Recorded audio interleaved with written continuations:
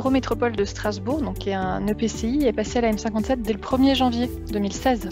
On a déjà 5 ans et demi d'exercice de la M57 sur le pan de la métropole, et c'est le 6e budget que nous élaborons sous la nomenclature et le référentiel budgétaire et comptable M57.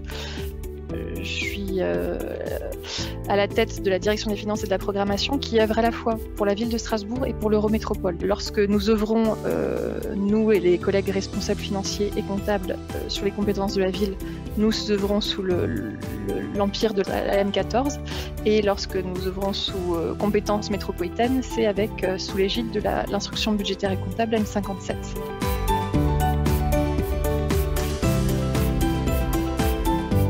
Ce que je peux dire, c'est qu'en termes de souplesse, c'est effectivement plus souple, principalement sur le dispositif de virement de chapitre à chapitre. Donc la conséquence directe, c'est que dès le budget 2016, nous n'avons plus eu de chapitre dépenses imprévues, tant en fonctionnement qu'en investissement à l'Eurométropole, et nous avions cette faculté de recourir à des virements entre chapitres, à l'exclusion de la masse salariale, à hauteur de 7,5% des dépenses réelles de fonctionnement. Et ça, dès avril 2016, nous y avons eu recours, et pour un montant assez conséquent. Effectivement, pour pratiquer quotidiennement et la M14 et la M57, il y a clairement une performance accrue de la M57 en termes de suivi de l'actif et de qualité comptable en général.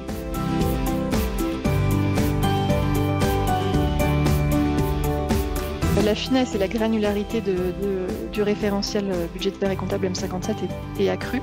Ça a été un sujet lors de la bascule de l'Eurométropole en 2016. Effectivement, on ne savait pas encore éclater tous les comptes, mais depuis lors, on s'est approprié cette instruction, et on utilise à plein cette faculté et cette granularité permise sur le découpage des comptes. On vote par nature à l'Eurométropole, et donc on fera de même à la ville. Donc oui, on est tout à fait satisfait du développement du plan de compte de la M57.